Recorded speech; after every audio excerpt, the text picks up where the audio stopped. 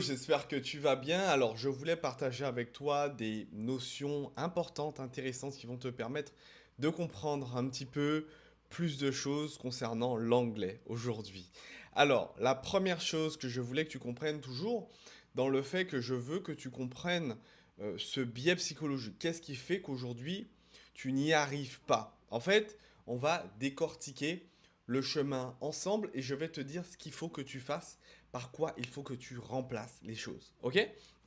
Donc, la première chose que je voulais aborder avec toi, c'est l'idée de conjugaison. Donc, c'est-à-dire que tu passes beaucoup trop de temps à te prendre la tête avec la conjugaison. Aujourd'hui, le problème qui se pose, c'est que tu es en train de calquer et tu souhaites absolument calquer ton savoir anglais sur le français, enfin le français sur l'anglais. Parce que on a malheureusement cette fâcheuse habitude de croire que savoir conjuguer, c'est savoir parler. Sauf que en anglais, la conjugaison, c'est simple. Ok? C'est très simple. C'est juste à la troisième personne du singulier où il va y avoir une vraie différence.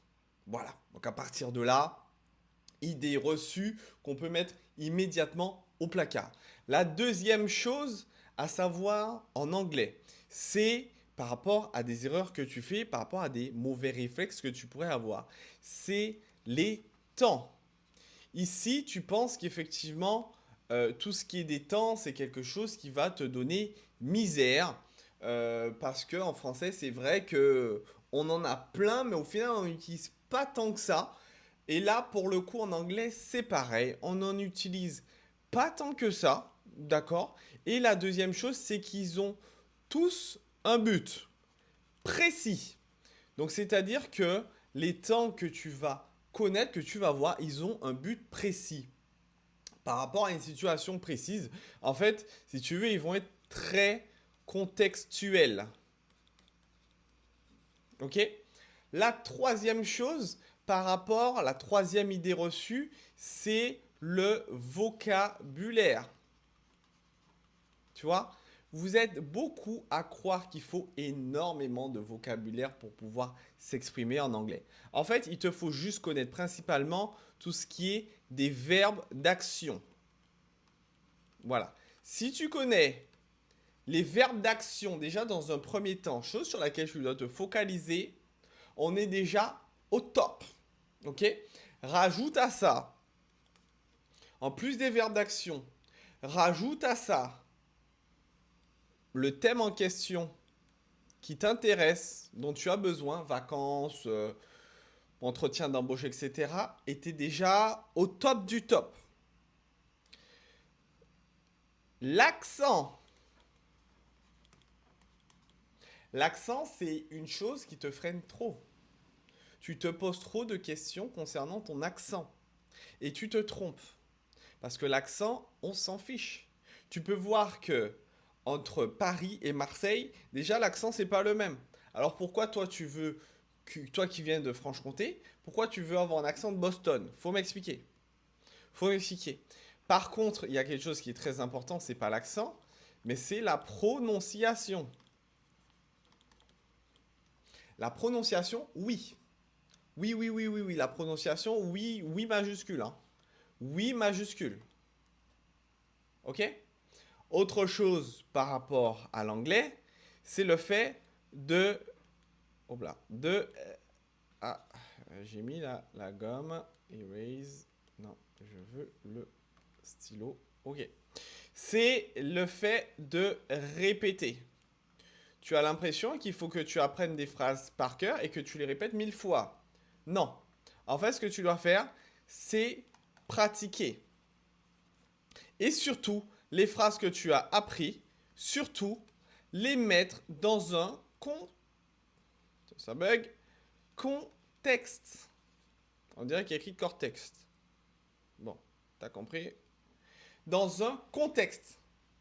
Et à partir de là, si tu suis ces conseils-là, c'est-à-dire que dans un premier temps, tu ne te bloques plus par rapport à la conjugaison. Tu comprends que la conjugaison, ça va être surtout un changement à la troisième personne du singulier. Deux, que tu apprends les temps, mais effectivement que tu apprends surtout qu'ils ont un but précis, à un moment précis, donc que c'est contextuel. 3, que tu comprends que le vocabulaire, ce n'est pas masse à faire, c'est principalement des verbes d'action à connaître, ok? Eux, tu dois vraiment les connaître. Et que tu vas associer au thème de ton choix, que tu as besoin, dont tu as besoin pour le travail, pour le voyage, etc. Que 4, tu ne te prends plus la tête par rapport à ton accent. Tu peux parler avec l'accent français. I speak English very well. And it's totally fine. From the moment you can understand me, whatever I'm saying, it means that my accent is good. Even if it's so Frenchy. C'est-à-dire que, quel que soit mon accent aujourd'hui, quelle que soit la dureté de mon accent français, tant que je suis compris et que ma prononciation est bonne, on est bon. On est excellent. On est excellent. Si par exemple, au lieu de me dire, tu veux me dire bit, tu me dis Beat, non, tu ne vas pas être compris. Donc c'est la prononciation, c'est pas l'accent. Il ne faut pas confondre les deux. Beaucoup de gens font la confusion. Énormément de gens, ils vont te dire ouais, t'as un mauvais accent. Non, c'est pas une question d'accent, c'est une question de prononciation. Mon accent est un accent français. Je suis fier d'être français, je ne serai jamais new-yorkais. Donc pourquoi tu veux que je me prenne la tête à avoir un accent new-yorkais? Entre Marseille et Paris, c'est qui le français entre les deux? Explique-moi qui est le français entre les deux. Et arrête de te prendre la tête avec le fait de répéter 400 fois les mêmes trucs, d'apprendre. Il faut apprendre. Je suis d'accord avec toi. Et je suis très mal placé pour dire le contraire. Par contre, c'est pas de la répétition dont tu as le plus besoin, mais de pratique. Si tu mets cette pratique en œuvre, eh ben, j'ai envie de te dire une chose, c'est que tu vas être capable 10 fois plus vite que ce que tu as déjà l'habitude de faire, de voir et que tu as déjà fait. Ça, c'est une certitude. Je te parle aujourd'hui avec 8 ans d'expérience.